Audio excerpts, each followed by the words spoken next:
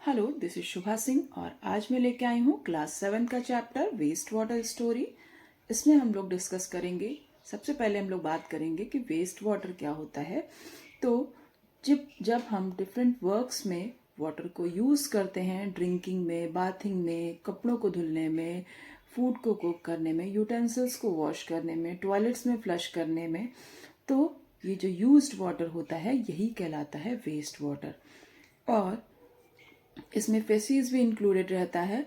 तो हम सभी जानते हैं कि फ्रेश वाटर के सोर्सेज हमारे पास बहुत कम हैं और ये जो यूज्ड वाटर है इसको मैनेज करना या कह सकते हैं कि इसको री यूज करना आफ्टर क्लीनिंग बहुत ज़रूरी है, क्योंकि हमारे पास वाटर के सोर्सेज बहुत कम है और पॉपुलेशन बढ़ती जा रही है, तो इसका मिसमैनेजमेंट हो रहा है। ये नहीं होना चाहिए। इसकी प्रॉपर क्लीनिंग करके और इसको रीयूज़ किया जाना चाहिए। ये जो यूज्ड वाटर होता है या वेस्ट वाटर होता है, इंक्लूडिंग फेसिस, जो हम लोग घरों में यूज़ करते हैं वाटर को और ये नालियों से बहता है, तो यही कहलाता है सीवेज। तो अगर हम लोग कॉम्पोजिशन ऑफ सीवेज की बात करें तो ये कॉम्प्लेक्स लिक्विड मिक्सचर होता है जिसके अंदर वाटर भी प्रेजेंट होता है, सस्पेंडेड सॉलिड्स होते हैं, ऑर्गेनिक और इनऑर्गेनिक इम्प्योरिटीज प्रेजेंट होती हैं, न्यूट्रिएंट्स होते हैं और बहुत सारे सैप्रोफाइट्स, डिजीज कॉजिंग बैक्टीरियाज और माइक्रोब्स प्रेजेंट होते हैं। तो ऑर्गेनिक इम्प्योरिटीज़ क्या होती हैं? ऑर्गेनिक इम्प्योरिटीज़ जैसे ह्यूमन फेसिस हो गया, एनिमल वेस्ट हो गया, urine, oil, fruits, vegetable waste, pesticides, herbicides, ये सारे ऑर्गेनिक इम्प्योरिटीज़ हैं। इनऑर्गेनिक इम्प्योरिटीज़ क्या हो सकती हैं? नाइट्रेट्स, फॉस्फेट्स और डिफरेंट मेटल्स हो सकते हैं। और nutrient, nitrogen and phosphorus nutrients present होते हैं इसके अंदर, और बैक्टीरियाज प्रेजेंट होते हैं जो कि वेस्ट वाटर बॉर्न डिजीजेस जो है कॉलेरा और टाइफॉइड कॉज करते हैं। और कुछ और माइक्रोब्स प्रेजेंट होते हैं जैसे कि प्रोटोजोआ जो कि डिजेंट्री कॉज करते हैं। तो इस तरीके से ये सीवेज का कॉम्पोजिशन होता है। अब हम लोग बात करेंगे सीवरेज सिस्टम की। तो सबसे पहले जान लेते हैं कि जनरली हमारे घर में टू सेट्स ऑफ पाइप्स होते हैं। वन सेट ऑफ पाइप जो कि क्लीन ड्रिंकिंग वाटर को लेके आता है हमारे घर में, और दूसरा सेट ऑफ पाइप होता है जो वेस्ट वाटर को घर से बाहर जो है ले जाता है। तो जो वेस्ट वाटर को घर से बाहर ले जाता है, इस तरह के जो अंडरग्राउंड पाइपलाइंस होती हैं जो कि ड्रेनेज वाटर को, वेस्ट मैटर को घर से बाहर ले जाती है, कहलाते हैं सीवर। और ये सीवर्स जो होते हैं, सभी घरों में इस तरह के अंडरग्राउंड पाइपलाइंस होती हैं जो कि सीवेज को बाहर ले जाती हैं। और ये सारी पाइपलाइंस एक बड़ी पाइपलाइन से कनेक्टेड होती हैं जो जिसमें क्या होता है, जिसके थ्रू सारे घरों का वेस्ट जो है वो एक जगह कलेक्ट हो जाता है और उसके वाटर को, वेस्ट वाटर को ट्रीट करके फिर उसको डिफरेंट वाटर रिजर्वियर्स में उसको रिलीज कर दिया जाता है ट्रीट करने के बाद। सीवेज से कलेक्ट किया गया वेस्ट वाटर को वेस्ट वाटर ट्रीटमेंट प्लांट के अंदर ट्रीट किया जाता है। और इसके ट्रीटमेंट प्रोसेस में सबसे पहले आती है स्क्रीनिंग। स्क्रीनिंग में बड़े बड़े जो इम्प्योरिटीज़ होती हैं वो उनको स्क्रीनिंग प्रोसेस के अंदर अलग कर दिया जाता है, जैसे rags, sticks, plastic bags, napkins, sanitary towels, इन सबको इस स्क्रीनिंग प्रोसेस के अंदर अलग कर दिया जाता है। और जो लिक्विड वेस्ट बचता है वो अगले चैम्बर के अंदर चला जाता है, grit and sand removal tank के अंदर। और यहाँ पे भी इसको थोड़ी देर के लिए जो है स्टैंड बाई पे रखा जाता है, जिसकी वजह से क्या होता है कि हैवी इम्प्योरिटीज़, ग्रिड और सैंड जो है यहाँ पे नीचे सेटल डाउन हो जाती है। और इसके बाद जो ऊपर का लिक्विड होता है वो नेक्स्ट चैम्बर में चला जाता है।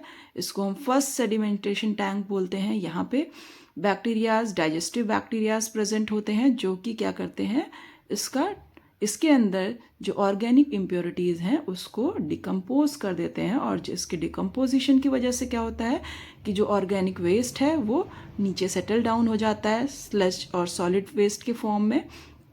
और फिर ऊपर का लिक्विड अगले चैम्बर में चला जाता है एरेशन टैंक के अंदर। एरेशन टैंक के अंदर क्या होता है, इन डाइजेस्टिव बैक्टीरियाज को एक्स्ट्रा कॉन्सेंट्रेटेड एयर प्रोवाइड की जाती है जिससे ये और तेज़ी से ग्रो करते हैं और ये क्या करते हैं, फिर से इसके अंदर जो ऑर्गेनिक वेस्ट, जो और बचा हुआ ऑर्गेनिक वेस्ट है, उसको डिकम्पोज कर देते हैं। और इसके बाद जब इसको अगले सेकेंड सेडिमेंटेशन टैंक के अंदर इस लिक्विड को लाया जाता है, तो इसके अंदर इम्प्योरिटीज़ जो होती हैं वो सॉलिड फॉर्म में, एक्टिवेटेड स्लज के फॉर्म में नीचे सेटल डाउन हो जाती हैं। और ये क्लीन वाटर जो है रिवर्स या वाटर रिजर्वियर्स के अंदर इसको छोड़ दिया जाता है। तो ये है वेस्ट वाटर ट्रीटमेंट प्लांट। अब हम लोग सीवेज डिस्पोजल के अल्टरनेट अरेंजमेंट की बात करेंगे। इसमें सबसे पहले आता है सेप्टिक टैंक। सेप्टिक टैंक में क्या होता है कि एक बड़ा सा अंडरग्राउंड टैंक बनाया जाता है और टॉयलेट सीट उसी के ऊपर होती है। तो टॉयलेट से जितना भी फ्लश होने वाला वेस्ट है वो इस अंडरग्राउंड टैंक, जो कि कंक्रीट से बना हुआ होता है, और इसके अंदर ये वेस्ट कलेक्ट होता है। और सॉलिड वेस्ट जो होता है, एक्सक्रीटा पार्ट जो होता है, वो हैवी होने की वजह से वो बॉटम पे सेप्टिक टैंक में कलेक्ट हो जाता है और इसका जो एक्स्ट्रा वाटर है वो आउटलेट पाइप के थ्रू बाहर निकल जाता है। और इसके अंदर डाइजेस्टिव बैक्टीरियाज प्रेजेंट होते हैं, एनरोबिक बैक्टीरियाज प्रेजेंट होते हैं, जो इसको डिकम्पोज करते रहते हैं और डिकम्पोज कर देते हैं, जिससे क्या होता है कि ये जो एक्सक्रीटा है वो सॉलिड वेस्ट के फॉर्म में नीचे कलेक्ट हो जाता है। अब गाँव में इसको बायोगैस प्लांट से भी कनेक्ट कर दिया जाता है, जिससे क्या होता है कि एयर की एब्सेंस में इसमें बायोगैस प्रोड्यूस करने में, मतलब ह्यूमन एक्सक्रीटा, एनिमल एक्सक्रीटा सब एक ही टैंक के अंदर कलेक्ट होते हैं और उसी के अंदर गैस प्लांट के अंदर बायोगैस कलेक्ट होती रहती है, जो कि एज अ फ्यूल यूज़ की जाती है। कंपोस्टिंग पिट या कंपोस्टिंग टॉयलेट्स का भी यूज़ वेस्ट डिस्पोजल के लिए किया जाता है। इसमें 2 चैम्बर्स प्रेजेंट होते हैं, कंपोस्टिंग चैम्बर और ड्राइंग चैम्बर। इसमें क्या होता है, इसमें भी एक अंडरग्राउंड टैंक होता है जिसके अंदर ये 2 चैम्बर्स प्रेजेंट होते हैं। और इसमें जो टॉयलेट सीट होती है वो कंपोस्टिंग चैम्बर के जस्ट ऊपर होती है, मतलब टैंक के जस्ट ऊपर टॉयलेट सीट होती है।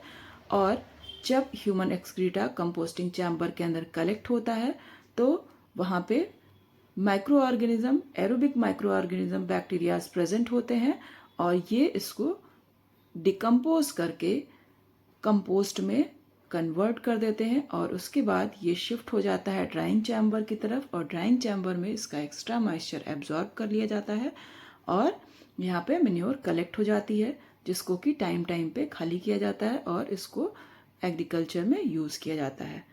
देन आते हैं chemical toilets. Chemical toilet generally जो है इसमें केमिकल के थ्रू जो है रिजर्वियर को ट्रीट किया जाता है, मतलब कि जो फाउल स्मेल है, जो फाउल ऑर्डर है सीवेज के अंदर, या कहेंगे ह्यूमन वेस्ट, या कह दें यूरिन और फेशीज के अंदर, तो उसको केमिकली ट्रीट किया जाता है। और ये इनके चैम्बर्स के अंदर, जो इनके अंदर चैम्बर्स बने होते हैं, वहाँ पे इसको कलेक्ट रहता है ये।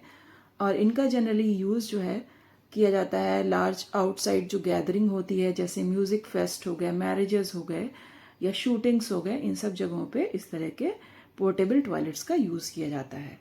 देन आता है vermi processing toilet. Vermi processing toilets में भी बड़े बड़े चैम्बर्स बनाए जाते हैं, बड़े टैंक बनाए जाते हैं अंडरग्राउंड, जिसके अंदर अर्थवर्म प्रेजेंट होता है, जो कि ह्यूमन एक्सक्रीटा या ऑर्गेनिक मैटर को डिकम्पोज करके मेन्योर में कन्वर्ट कर देता है और उसको भी एग्रीकल्चर में यूज़ किया जाता है। देन अगर हम लोग बात करें टॉयलेट्स इन एरोप्लेन की, तो एरोप्लेन में स्पेशल टाइप के टॉयलेट्स प्रेजेंट होते हैं, जो कि जिनको हम वैक्यूम टॉयलेट्स बोलते हैं। यहाँ पे ह्यूमन एक्सक्रीटा जो होता है वो एरोप्लेन के अंदर जब डिस्पोज किया जाता है तो उसके अंदर ये स्टक हो जाता है और बोर्डिंग के टाइम पे एरोप्लेन में इनके जो टैंक्स होते हैं उनको खाली कर दिया जाता है। तो इस तरीके से ये डिफरेंट टाइप्स ऑफ टॉयलेट्स हम लोगों ने डिस्कस किए। आई होप आप सभी को ये चैप्टर बहुत अच्छे से समझ में आया होगा। Please like and subscribe the channel. Good bye.